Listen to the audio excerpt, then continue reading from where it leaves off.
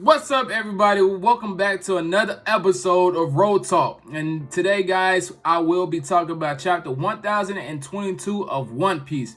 And if this is your first time here at Road Talk, we do a lot of other things. We talk about sports, anime, and also we do dabble in between Twitch. So if you would like to see me do some kill streaks and some Apex play, let me know down in the comments below. Let me know what you guys are feeling right now and what you guys are playing. And also, guys, if you do like this video, make sure you always like and subscribe to the channel. And let's start getting into chapter 1022 of One Piece. Let's go! Yeah!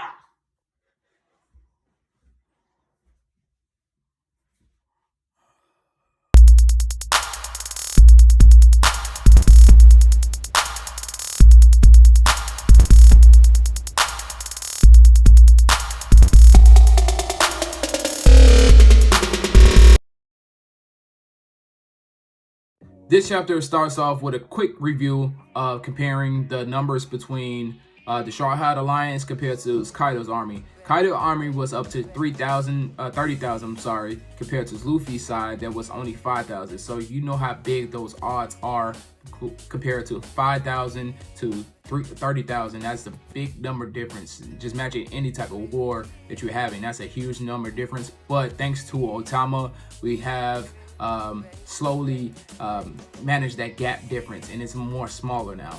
And we also took out some of their big top performers, or the Tony Roppo, in the war. So some of their powerful soldiers are out of commission, which is kind of shocking for this to happen, because I would never have predicted that going before Onigashima starting. I didn't think Frankie or Robin or how Page One and Alti was gonna get taken out, but they did. So, and they were all great ways to display Robin's new powers. Frankie is always showing that he is not no slouch. He is here to be one of Luffy's strong commanders. So it's just not commanders. I'm sorry, one of Luffy's strong crewmates, and it's just showing how powerful the Straw Hat crew is going to be. And it's all cool that Otama is playing a big factor in this war and converted some of the Kaido's army to Luffy's army. So it's shaping up until towards the end game right now, and eventually we are now going to start getting to the more of the bigger cards at play, like the commanders King, Queen, and Jack. So you see what I did there? Cards, King, Queen, and Jack, the people names and cards. Okay, but anyways, we gonna start seeing them take a fall too, because we have to in order to win this war for it. But then we're gonna get into what transpired next in the next pages.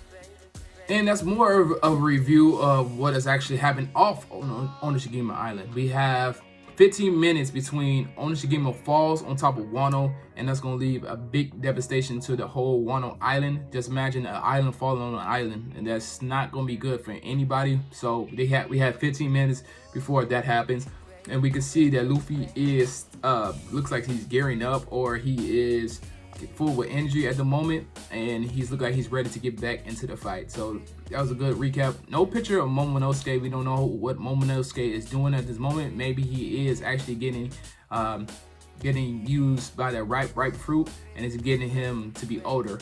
I guess Oda doesn't want to display that just yet, but who wouldn't? So there's gonna be probably a big thing surrounded by that in the future chapters.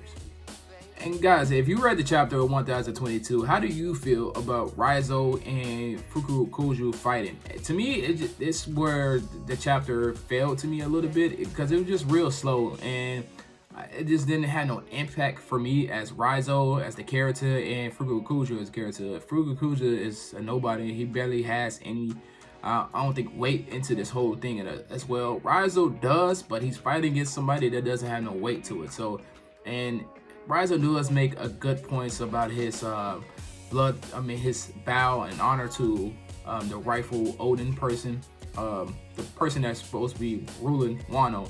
And Fukurokuju saying he is serving, no matter who the king is, he always serves the king, no matter if it the king was his best friend, or the ruler was his best friend, he will always, whoever's the king, what he will follow. He's a great servant of the government or whatever type of structure they have at Wano. It kind of reminds me, hear me out, it kind of reminds me of Aladdin. And I don't know if you guys watched Aladdin, but one of the big commanders there in Aladdin, once Jafar took over, he still served Jafar as the king, and he didn't keep his blood ties until Princess Jasmine convinced him otherwise. He was going to stick by that king because that's the king. He always followed the king. So it kind of reminded me of that, a little play off that. I know Oda probably didn't take that from Disney, but that's what kind of reminded me of, just a little bit of that.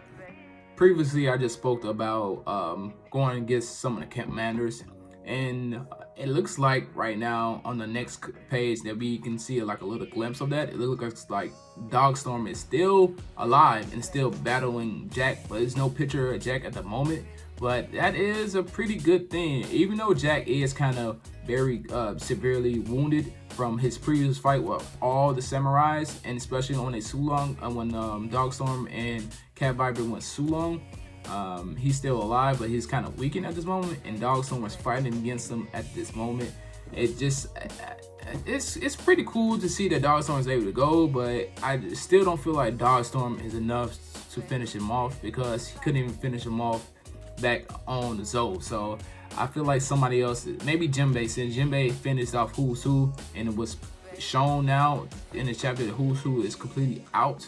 So maybe Jinbei will come up to the rescue of Dogstorm and help him out in that fight, because I feel like it would be a good way for Jinbei to show even more of a powerhouse that he is going against a commander and helping out Dogstorm, because Dogstorm, just to me, not having the Sulong form, he's not gonna be enough to beat Jack. And speaking of taking a beating, looks like that Killer is giving it all to Hawkins right now, and it looks like Hawkins is on his last couple of lives, but luckily for Hawkins, he has the life of Killer inside his Devil Fruit Prowler. And then guys, if you don't know how Hawkins' power works, it's he uses straw dolls, and he basically, in better words, it's kind of like a voodoo thing. If you ever remember those voodoo things, it's like whatever you do to this thing, you doing it to the actual person. But Hawkins can take a random person and put it inside him, and once he does that, it doesn't affect his life, it affects the person that he just brought him into. So he can take, for instance, Hawkins could take Kid's power and his life and put it inside him, and then while Killer is fighting him, then all the damage is going to Killer's captain.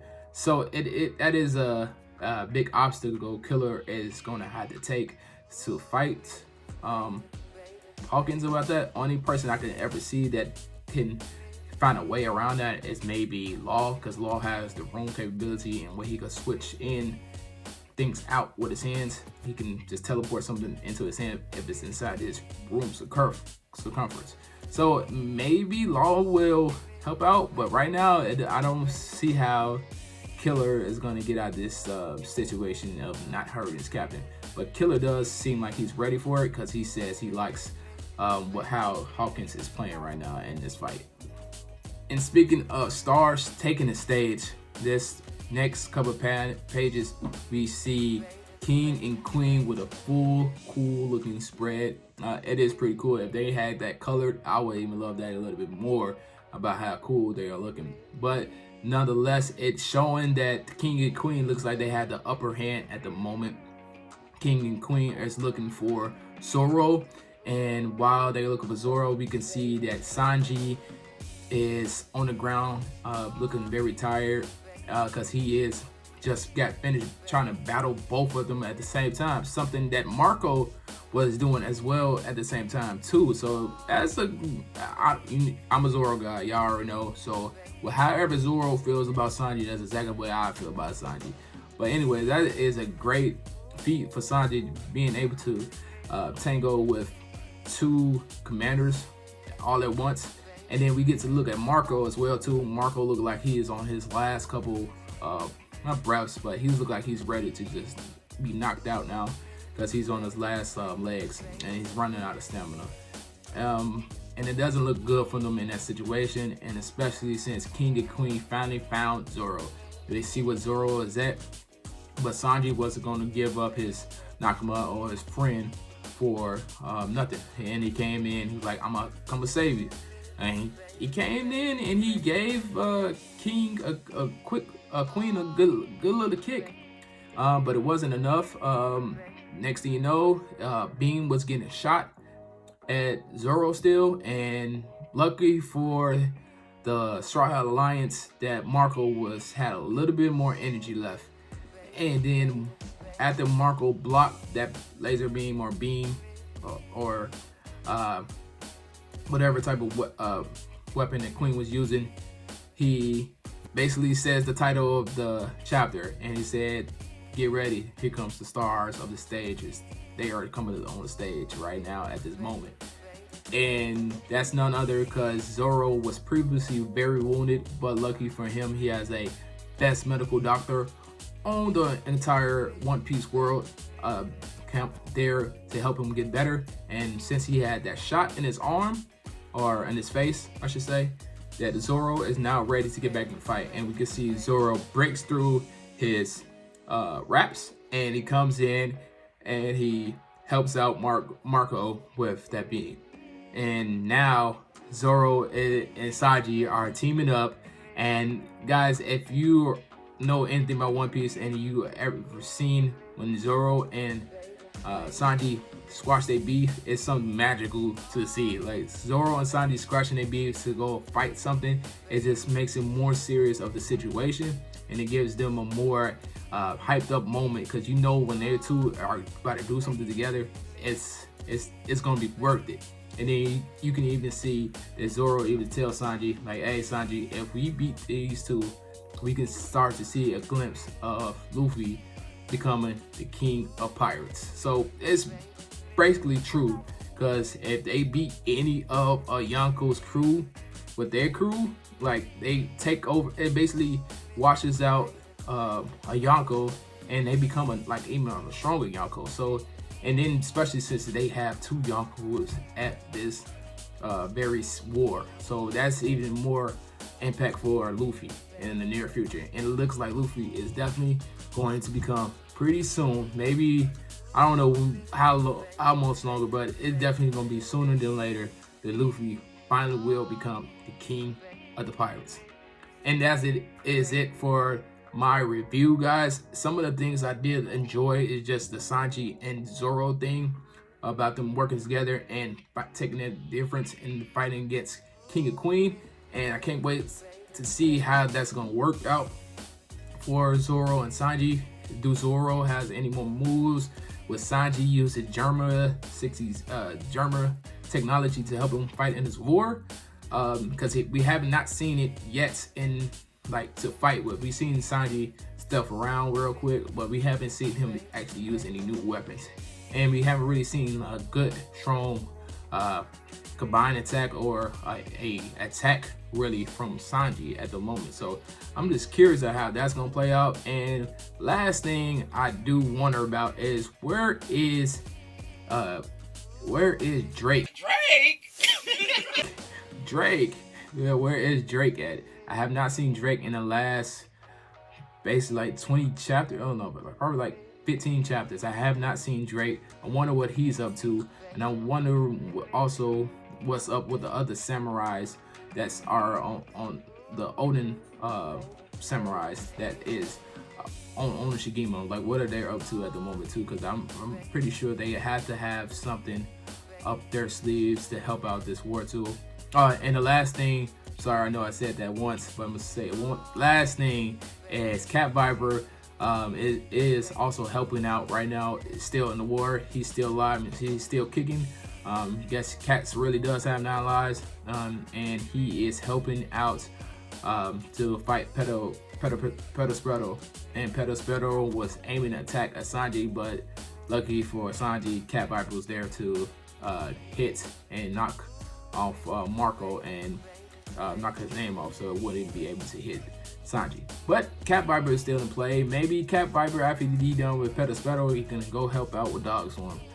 Who knows right now at the moment? But this chapter was a solid chapter. I'll probably give it a 6 or 7. Only reason I'm probably giving that high is because Sanji and Zoro, they boys and they about to get at it, and I cannot wait to see that. And hopefully we get a chapter next week, and I'm looking forward to it. But once again, guys, this has been Road Talk. Until next time, guys, see ya. Peace.